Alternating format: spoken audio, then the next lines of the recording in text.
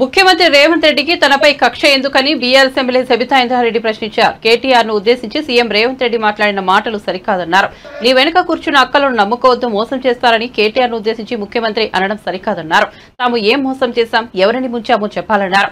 రేవంత్ రెడ్డి కాంగ్రెస్ పార్టీలోకి వస్తే మంచి మనసుతో ఆయనను ఆహ్వానించానన్నారు. పార్టీలోకి రా తమ్ముడు, వస్తే ఈ పార్టీకి భవిష్యత్తులో ఆశాకిరణం అవుతుందని రేవంత్ రెడ్డికి చెప్పింది తానే అన్నారు. ముఖ్యమంత్రి అవుతావని కూడా రేవంత్ రెడ్డికి ఆనాడే చెప్పానన్నారు. అలా చెప్పలేదని గుండె మీద చేయి వేసుకుని చెప్పాలన్నారు. ఎన్నికల సమయంలో కూడా తనపై విమర్శలు చేశారని ఆగ్రహం వ్యక్తం చేశారు.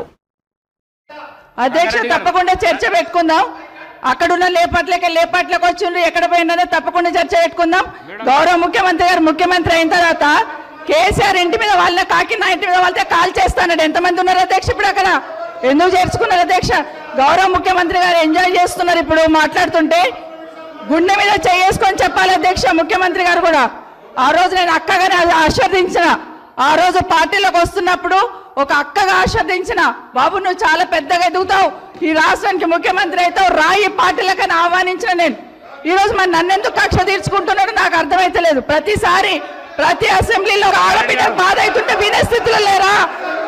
వినే స్థితిలో లేరా మీరు? ఎందుకు నన్ను టార్గెట్ చేసిండు? ఒక్కని మాట్లాడి చెప్పండి అధ్యక్ష.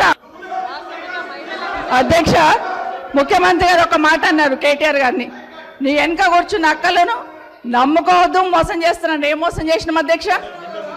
ఏం ముంచినాం అధ్యక్ష? ఈయనను ముంచినాం అధ్యక్ష. ఈయనను బతిన్లాడి పార్టీలోకి రా తమ్ముడు అని చెప్పి, నువ్వు వస్తే భవిష్యత్తులో ఈ పార్టీకి నువ్వు ఆశాకిరణం అవుతావు అని చెప్పి పార్టీలకు ఆహ్వానించిన, లేదా గుండె మీద చేసుకొని చెప్పమనండి అధ్యక్ష. ఎందుకు టార్గెట్ చేస్తున్నావు? ఏం మోసం చేశాం? ఏం మోసం చేశాం? ఇప్పుడు కాదు అధ్యక్ష, ఎలక్షన్లు వచ్చినప్పుడు కూడా నా కాన్ఫిడెన్స్ అట్లేగా అధ్యక్ష. సభదాకా పొద్దున ఒక మాట మాట్లాడుతుంది. ఏం మాట్లాడినాం? పొద్దున ఒక మాట, రాత్రి ఒక మాట.